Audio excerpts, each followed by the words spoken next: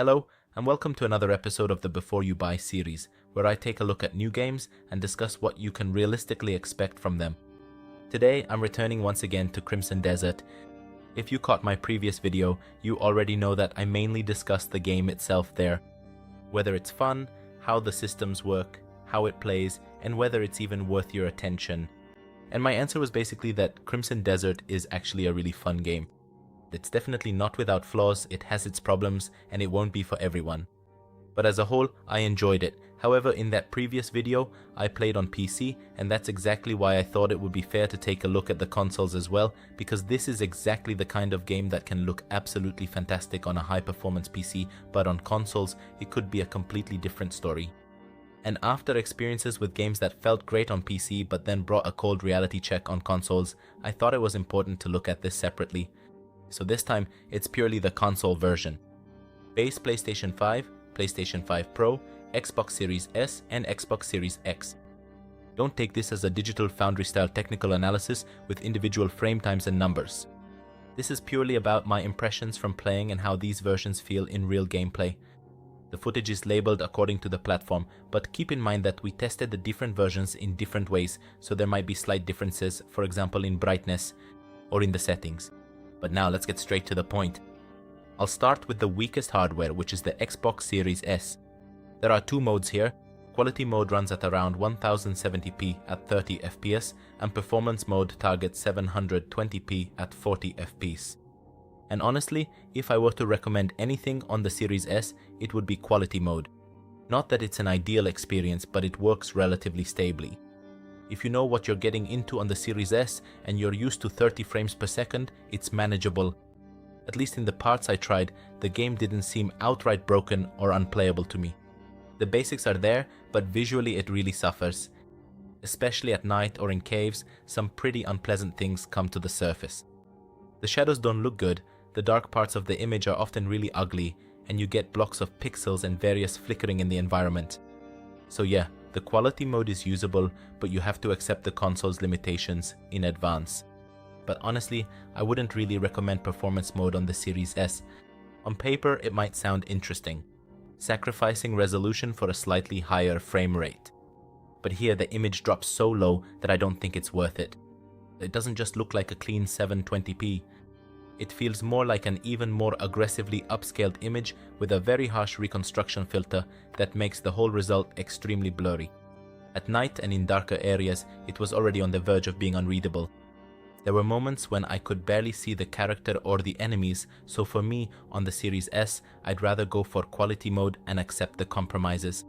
Now the base PlayStation 5, because this is probably the version most people will be interested in. And here the situation is a bit more complicated. The first impression is that Crimson Desert on the PlayStation 5 feels like they just took the PC version and adapted it to the console by tweaking various settings. Sometimes it actually looks really good. There are moments when the world is still quite impressive, but at the same time it's clear that this isn't a platform for which the game feels completely natural. This is most noticeable in dark scenes.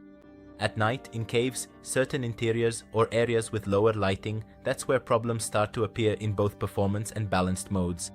Ghosting and halo effects appear and the image looks dirty. The vegetation is noticeably weaker and some trees or fine details in the background look jagged and low quality. The same goes for certain elements on character models, which sometimes appear more jagged than I would like. It's not a disaster of the kind where it's completely unplayable. Not at all. This isn't some cyberpunk level fiasco like the old console versions, but at the same time it's clear that compromises have been made. And then there's the performance, and that's where the main problem lies. On PS5, in my opinion, there isn't a single clearly best mode that I could recommend without hesitation. The quality and balanced modes look better, but they feel slower and less responsive. And that's a problem with Crimson Desert in itself, because even the PC version has moments when some reactions and controls don't feel quite ideal. A lower frame rate makes this even more noticeable. The performance mode is understandably smoother, but it's not a clean, stable 60 frames per second. Especially during larger battles and in scenes where a lot is happening on screen, there are more significant drops.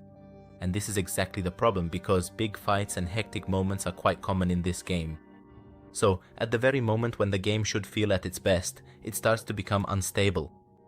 On top of that, in performance mode I also saw more graphical bugs, like objects in the environment disappearing and reappearing, various artifacts, and other small issues that don't look good. So my summary of the PlayStation 5 version is basically this. It's playable, but it's not ideal. If you don't mind 30 FPS and want better visuals, the quality mode will probably give you a more consistent experience. If you want faster response, performance mode is usable, but you have to keep in mind that big action moments won't hold up perfectly. On the other hand, and I want to emphasize this, it's still a relatively impressive port, just not as polished as I would have liked. The Xbox Series X felt a bit better to me. Here too you have performance, balance and quality modes, but in the time I spent with this version, it seemed to me that the performance mode held up a bit more reliably and there weren't as many unpleasant drops. I'm not saying it's a miracle or a completely different league, but subjectively it felt more stable.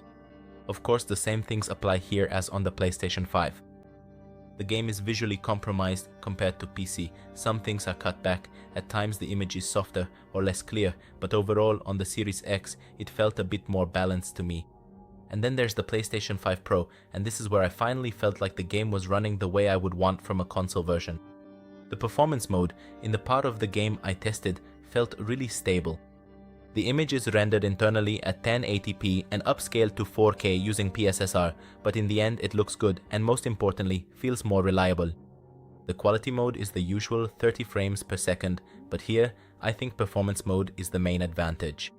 For example, you can also see that the developers really put some extra effort into it, like the water and puddle reflections, and some other details are noticeably better, and overall it's simply the most pleasant console version I've tried. So, to quickly sum it up by platform, on Series S, stick with quality mode. Performance mode just isn't worth it in my opinion. On base PlayStation 5, it's a usable version, but without a clearly ideal setting, both main modes have their issues. Series X or S feels a bit more stable than the base PS5. PlayStation 5 Pro, the best console version out of those I've played. But now, back to the game itself, because even though I'm discussing consoles here, it's still important to say that Crimson Desert is an interesting project beyond just the technical side. It's a game that truly fascinates me. It's incredibly ambitious with a ton of systems, mechanics, things to discover, different combat styles, movements, equipment, and situations. There's a lot in there, maybe even too much. And that's exactly what's both great about it and also a bit of a problem. On one hand, I'm getting an action fantasy adventure with an extremely exaggerated combat style, superpowers, loot, movement, and a world that constantly pushes me to look around the next corner because there's almost always something new there. A new enemy, a new location, a new type of situation, a new reward. And that's what I enjoyed about this game. Not just the combat itself, which is quite flashy and at times almost absurdly over the top, but also the overall feeling that the game always has something else up its sleeve. It gradually introduces new weapons, new combat styles, new ways of moving. For a while I play one way, then it gives me a different character or a different approach, and everything changes again. On the other hand, it's a game that can be quite rough around the edges. It has some odd choices in the UI, in the inventory, in the controls, and in the pacing of the introduction. The main story didn't particularly impress me, and I don't find the main character all that interesting either. In my opinion, the beginning of the game is weaker than it should be, and before everything falls into place, it can feel pretty overwhelming, but once I got through that, I really started to enjoy it. So for me, Crimson Desert is still a game worth keeping an eye on, and for some people it will definitely be quite entertaining. You just need to know that it's not without flaws, and that the console versions have their limitations. If you're playing on a PlayStation 5 Pro, you're in the best position among the consoles. If you're on a base PlayStation 5 or Series X, you'll still get a playable version, but with compromises.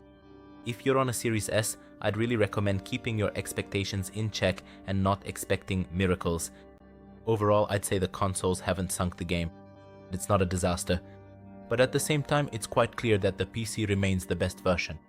And if you have a choice, that's still where I'd aim first. Crimson Desert is simply a fascinating, ambitious, and entertaining game, but it still stumbles over its own shortcomings. And it's on consoles where those compromises are a bit more noticeable,